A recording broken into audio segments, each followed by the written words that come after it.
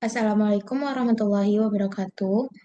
Perkenalkan, nama saya Latifah Zira dan rekan saya. Saya Sintiani.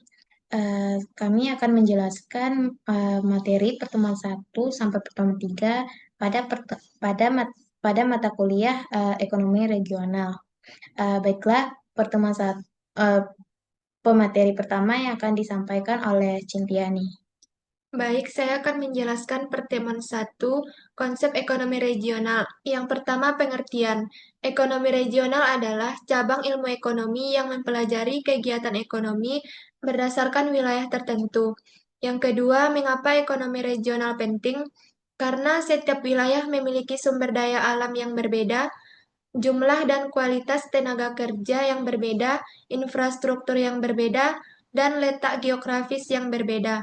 Perbedaan ini menyebabkan adanya ketimpangan pembangunan antar daerah. Kemudian yang ketiga, permasalahan dalam ekonomi regional. Daerah maju dan daerah tertinggal, pengangguran di wilayah tertentu, ketimpangan pendapatan, dan konsentrasi pembangunan hanya di kota besar. Kemudian yang keempat, tujuan ekonomi regional. Tujuan ekonomi regional ini mendorong pembangunan yang merata dan mengoptimalkan potensi lokal dan mengurangi kesenjangan antar wilayah. Kemudian materi pertemuan yang kedua mengenai ukuran ekonomi regional. Untuk mengetahui kondisi ekonomi suatu daerah digunakan beberapa indikator. Yang pertama, produk domestik regional bruto atau PDRB mengukur total nilai barang dan jasa yang dihasilkan suatu daerah dalam 1 tahun. Semakin besar PDRB, semakin tinggi aktivitas ekonomi daerah tersebut. Kemudian yang kedua, pendapatan per kapita. Menunjukkan rata-rata pendapatan masyarakat dan digunakan untuk melihat tingkat kesejahteraan. Kemudian yang ketiga, laju pertumbuhan ekonomi mengukur perkembangan ekonomi dari tahun ke tahun, dan jika meningkat, ekonomi berkembang, dan jika menurun, ekonomi melambat. Baik, demikian yang dapat saya sampaikan. Saya kembalikan kepada Latifah Azira.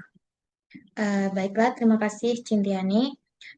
Saya akan melanjutkan materi berikutnya mengenai ukuran ekonomi regional. Eh, yang indikator keempatnya yaitu struktur ekonomi regional menunjukkan sektor yang dominan. Yang pertama pertanian, yang kedua industri, dan yang ketiga jasa. Struktur ini menunjukkan karakter ekonomi suatu wilayah. Intinya, ukuran ekonomi regional membantu pemerintah dan merencanakan pembangunan daerah. Selanjutnya, materi pertemuan 3, yaitu teori lokasi dan aglomerasi. Yang pertama, teori lokasi. Teori lokasi menjelaskan bagaimana pelaku usaha memilih tempat usaha agar biaya produksi minimum, keuntungan maksimum.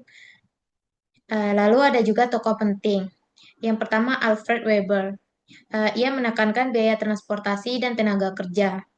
Lalu ada juga Johann Heinrich von Thunen.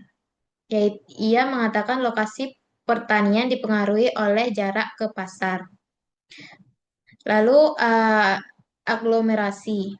Aglomerasi adalah pemutusan kegiatan ekonomi di suatu wilayah tertentu, seperti kawasan industri, kota besar, pusat perdagangan. Adapun dampak positif dari aglomerasi, yaitu efisiensi biaya, mudah mendapatkan tenaga kerja, akses pasar lebih luas, dan ada juga dampak negatifnya, yaitu kemacetan, kepadatan penduduk, dan ketimpangan antar wilayah. Baiklah, itu saja materi yang dapat kami sampaikan. Kami dapat menyimpulkan materi ini. Ekonomi regional membahas perbedaan potensi antar wilayah, cara mengukur kondisi ekonomi daerah, serta alasan kegiatan ekonomi konsen- terkonsentrasi di wilayah tertentu. Tujuan akhirnya adalah menciptakan pembangunan daerah yang lebih merata dan berkelanjutan. Itu saja yang dapat kami sampaikan. Kami tutup dengan wassalamualaikum warahmatullahi wabarakatuh.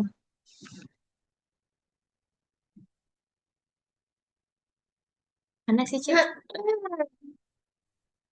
Ingin kali, coy.